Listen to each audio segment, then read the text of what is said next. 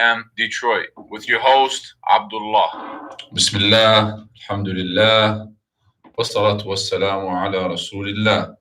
We ask Allah subhanahu wa ta'ala to grant you a blessed day today. And we thank you for being part of this show. And we thank you for participating with us. We start our show as we always do by the name of Allah, the Most High, most merciful, the especially merciful. And we send all our praise to Him. All praise is due to Allah. And we send our prayers and blessings to the Prophet Muhammad, peace be upon him, and the rest of the prophets and messengers. Today's show, the Revert radio show, has a guest, alhamdulillah, brother Mikael, brother Mike. We know him, as that and that, alhamdulillah. And we had introduced him to the Revert YouTube channel a while back. And alhamdulillah, we're fortunate enough to hear his story right here on the Revert show. And today we're going to do a follow-up interview with him because it's been like, a few years back since we did the show? About a year and a half, 2 years perhaps. Yeah. At least, huh? Yes. So just a quick background introduction of who you are to everybody. My name is Mikael Noor. That's my Islamic name. My real name is Michael Rice. Uh-huh. J. Rice. People used to call me MJ. Uh-huh. So, and I'm from New Hampshire, small town called Lebanon, which is a lot of Arab. Lebanon or Lebanon? Lebanon. Lebanon. Okay. It's near Dartmouth College. Which is Okay. one of the Ivy League schools. A lot of people should know that. MashaAllah. Nice. You know, in America, we have these cities that are named after cities out in the Middle East, like Lebanon, Jerusalem, Bethlehem, Palestine, Airtown, Medina. We were talking about it yesterday, subhanAllah. There's so many cities. It shows that, the Arabs have been back and forth to this continent a long time before anybody even came here, subhanAllah. That's true. That's very Yeah. true. So back to Brother Mike or Mikael. MJ, I call you Bruce Lee sometimes, mashallah. You be doing your thing in the martial arts world, mashallah. Yeah, mashallah, Allah bless me. Something that replaced something that I used to do that was haram. Uh-huh. That was against Islamic teachings, which was, I used to be an artist. Mm-hmm. I used to have 300 comic books. Wow. My dream was to draw from Marvel Comics, but when I became a Muslim, my Muslim brother said that this is not permitted in Islam to draw things that have a soul or eyes or something like that. So, alhamdulillah, Allah quickly replaced it with something I had always been interested in since I was 13, which was martial arts. So, alhamdulillah. MashaAllah, amazing. That's beautiful.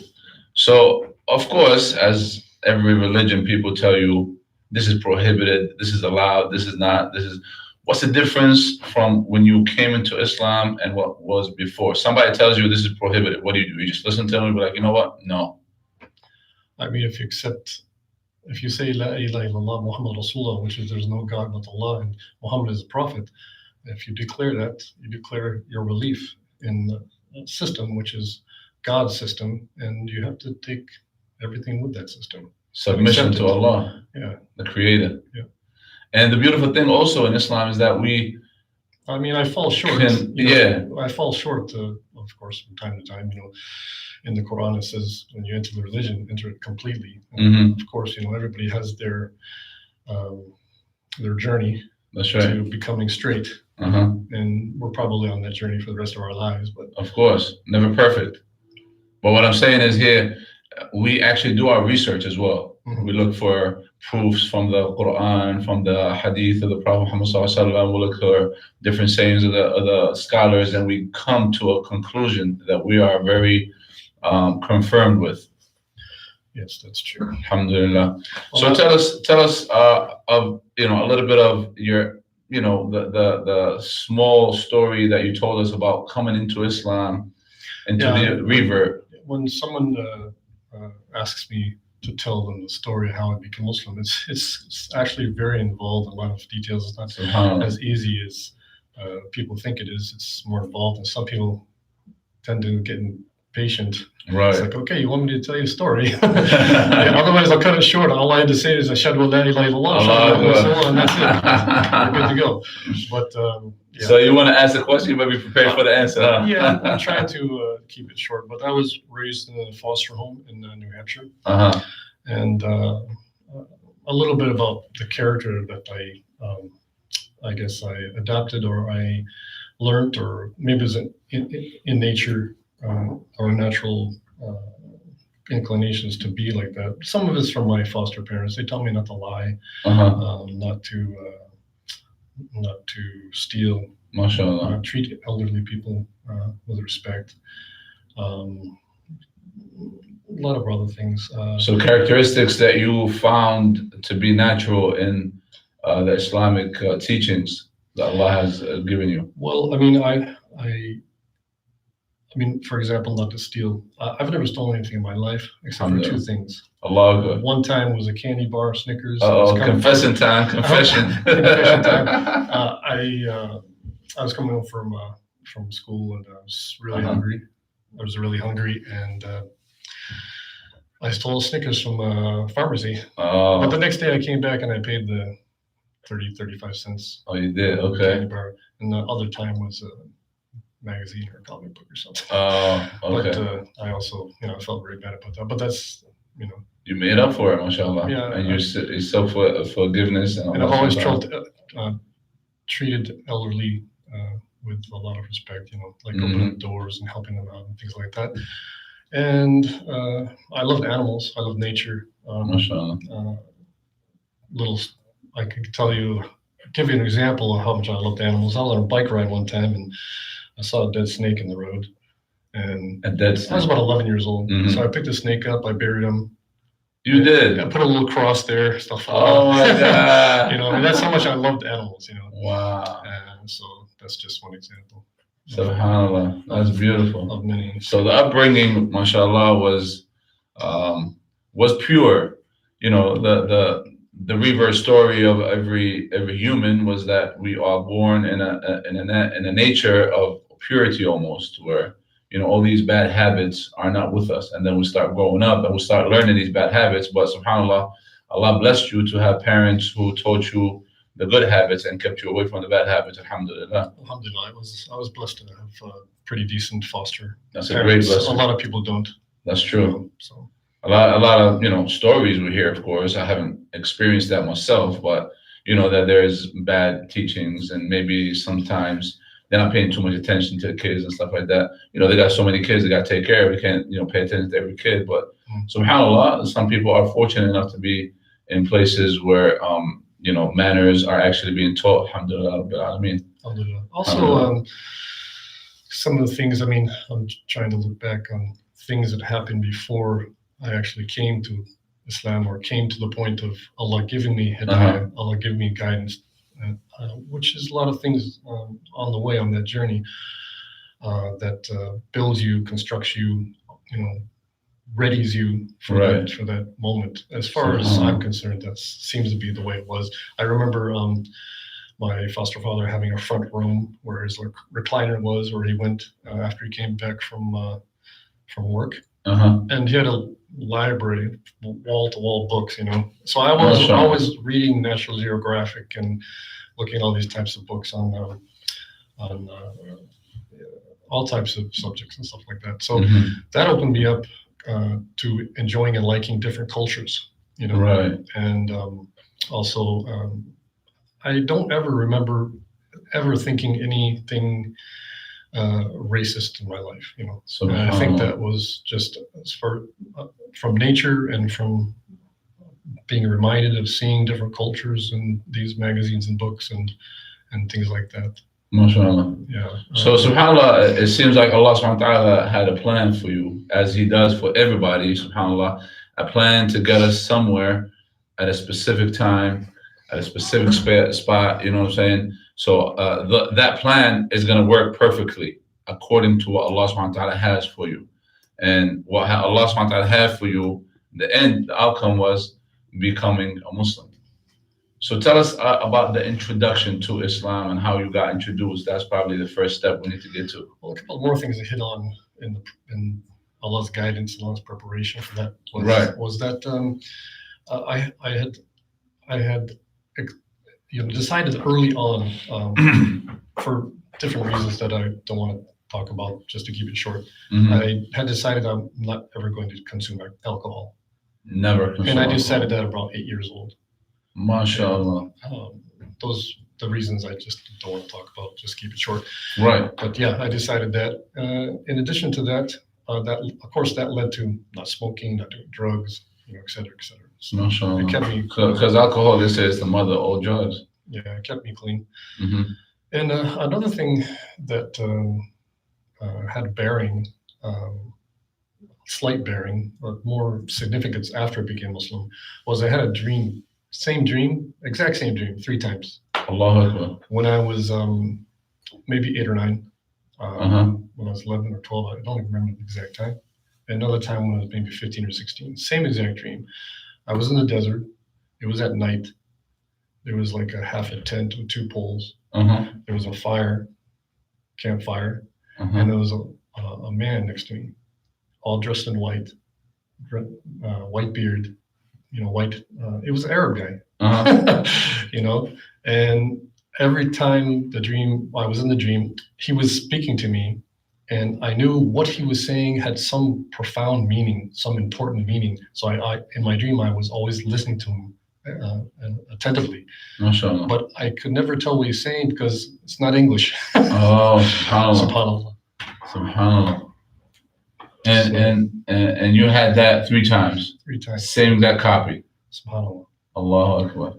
But some people might think, isn't that significant to the reason why I became Muslim? But for some reason, it's not. Maybe it's the way my mind works. I'm not really sure. But after I became Muslim, I realized, wait a minute, maybe that was someone in my dream telling me to come this way. Allahu Alam. Of course. Allah knows best. Allah subhanahu wa ta'ala knows best, subhanAllah.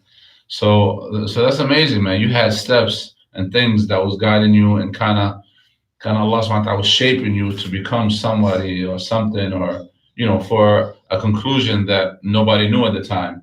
Only Allah subhanahu wa ta'ala knows. Yes. SubhanAllah. That's beautiful. Allah has His plan. People come to Islam through different roads and paths and faculty. Revertworld.com. We're here with Brother Mikael, a follow-up interview from the past interview that we had with him. That was a couple of years ago, a few years ago, or Allah knows how long. Time goes by so quick, you can't even keep up, subhanAllah. And we talked a little bit about how Allah subhanahu wa ta'ala has been planning for him to get to this point that he got to. And now we are going to actually get to the juicy part of it and get to where Allah subhanahu wa ta'ala gave him the opportunity to get introduced to Islam and then move forward into becoming Mikael Noor. Tafaddal. So to begin with, what opened my eyes, what made me decide to enter this journey, was the foster home I lived in. We went to church on a regular basis. And I was about 11 years old, and the church was right around the block from us. So every Sunday we walked around the block, crossed a crosswalk, went into the Catholic church. Just down the street from me, huh? One Sunday, my mother, we surpassed the sidewalk. Right. And I said, Mom, where are we going? And she said, we're going to the Baptist church this weekend, which is right across the street on the corner, very close. It is a small town. So I said, why are we going to the Baptist church? I thought we were Catholic. Right. And she said, well, there's a new young minister and he speaks well, and et cetera, et cetera. So I thought to myself, my mom doesn't know where the truth lies.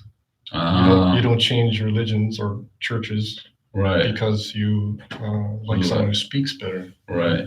So that was the thing that kind of sent caught your attention. And for some reason around that time, I remember, I have no idea why I was thinking this, that I didn't want to go to hell, I want to go to heaven. In order to go to heaven, I have to obey God. Right. In order to obey God, I have to obey His laws. That's right. And in order to obey His laws, I would have to find where the truth lies, which church at the time, Right.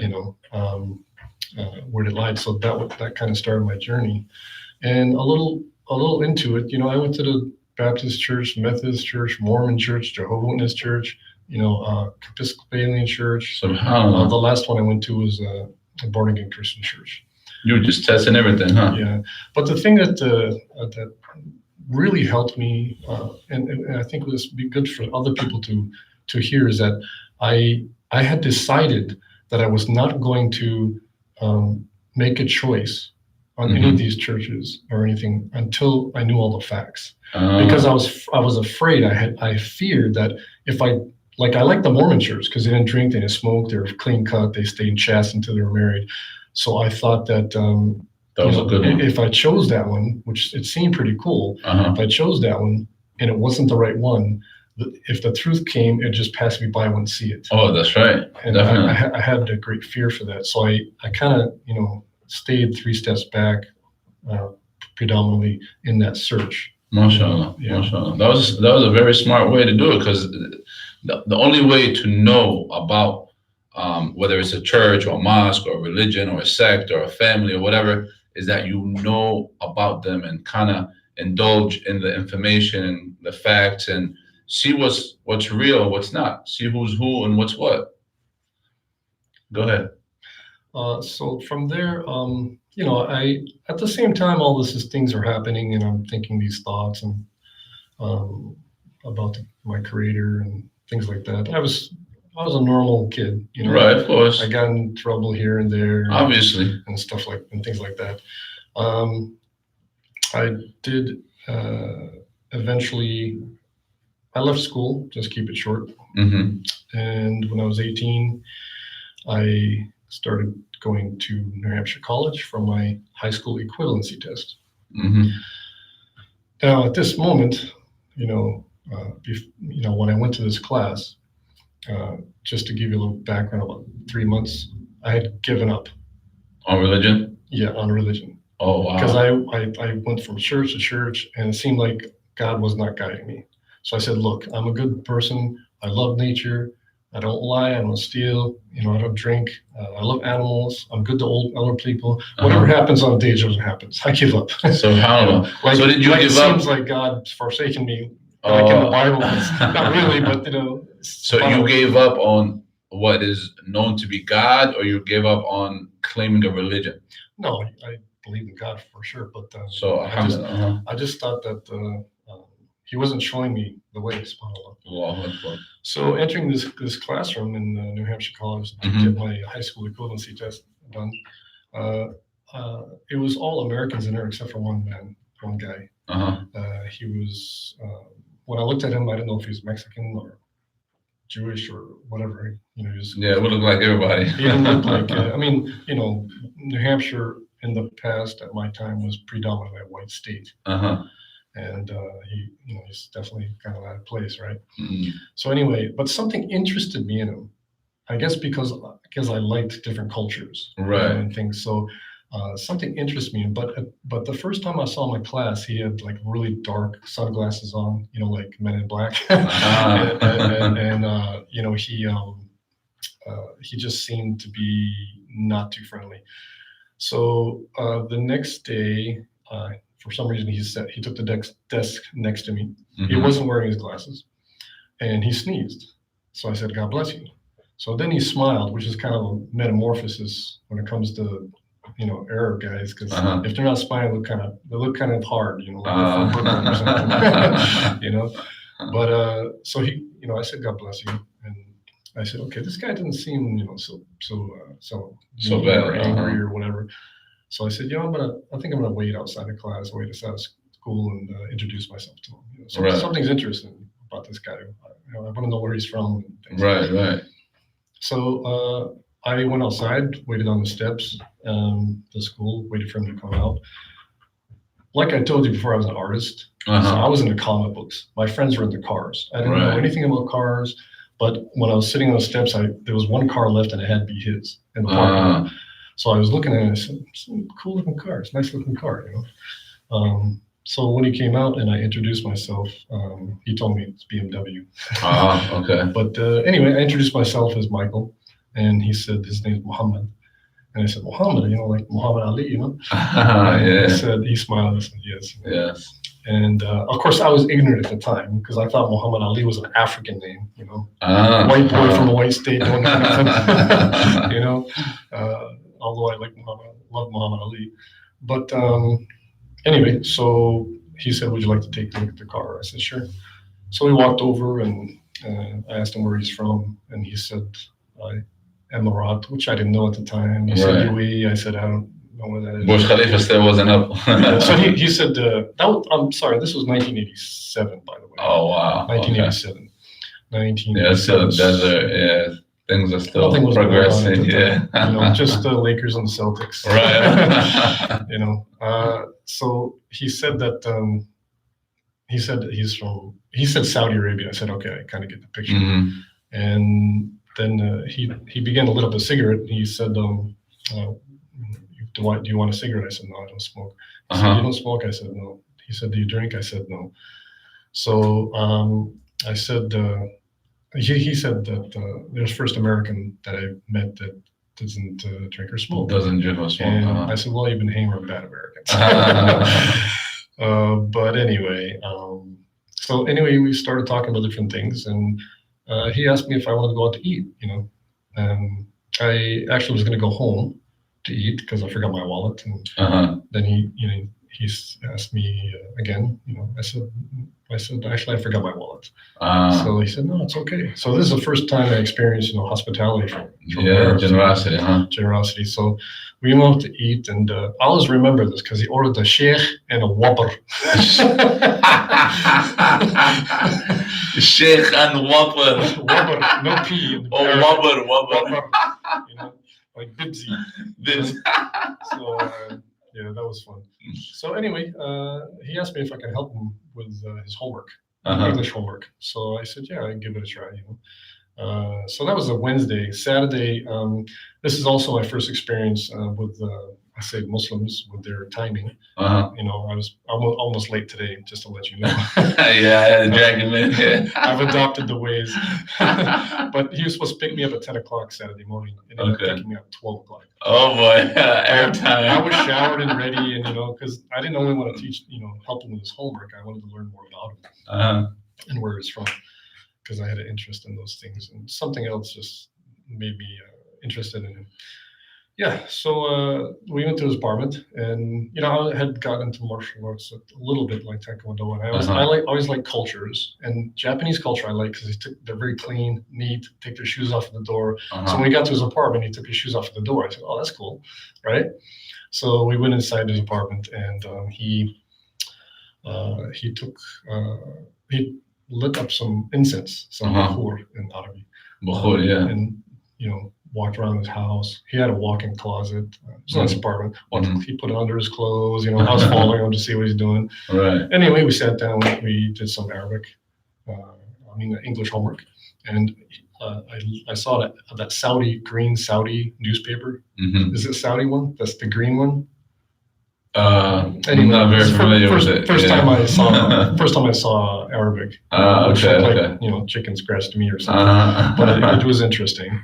Anyway, long story short, I helped him with his homework. We ate breakfast, helped him with his homework, and then I wanted to repay him for treating me for Burger King. Right. So I invited him. I ordered a pepperoni pizza. Okay. Pepperoni pizza. And I didn't know anything about it. You didn't know, yeah. So pizza came, Coke came, we sat down and started eating. I don't remember if he ate one slice or two slices, but he said, "What's this round thing?" I said, "It's pepperoni." And he said, "What is it used for?" I said, crackers, sandwiches, pizza. And he said, "What animal is it from?" This is from the pig.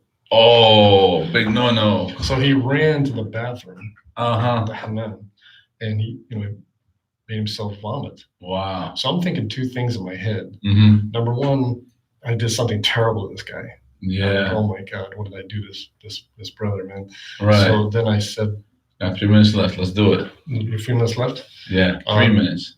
So anyway, said, Muhammad, what's wrong? What did I do? He said, I can't eat pork. Mm-hmm. It's against my religion. I said, really? What's the name of your religion? He said, Islam. Mm-hmm. When he said Islam, I got all these goosebumps. Like, Allah. I said, I've never heard of this religion. What is this religion?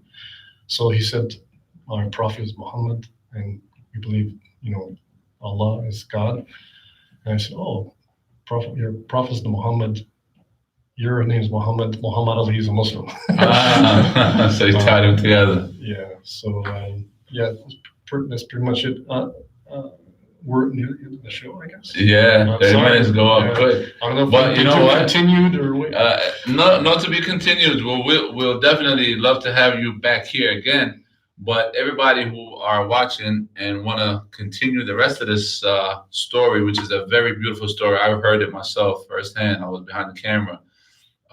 Go to the link in the description below of the video, and you can click on it, and you can watch the full video of Brother Mikael's Revert story. We'd love to have him back here again, inshallah, in the future. We thank him so much for coming through. Really thank you so much for coming through, even though you were a little late, but it's all right. We'll forgive you. My brother, he kicked my butt, man. He's a Bruce Lee right here, mashallah. We'll keep his information down low if you guys want to communicate with him through Facebook or whatever, if necessary, and if he says okay, of course. And then, inshallah ta'ala, we'll be back here tomorrow with another show, another topic, talking about different things that's necessary. My Facebook is Michael J. Rice. Michael J. We are trying to bring a close tie between us and the community, kind of, break the ice and make sure that everybody understand what Islam is and bring clarity in a lot of misconceptions in this world. We love to hear from you and see your comments and listen to you, inshallah. And in the future episodes that we're having, we'll do everything that we can to bring more relevant episodes and shows by the will of Allah subhanahu wa ta'ala. Thank you very much. This is your boy Abdullah, and this is Brother Mikael.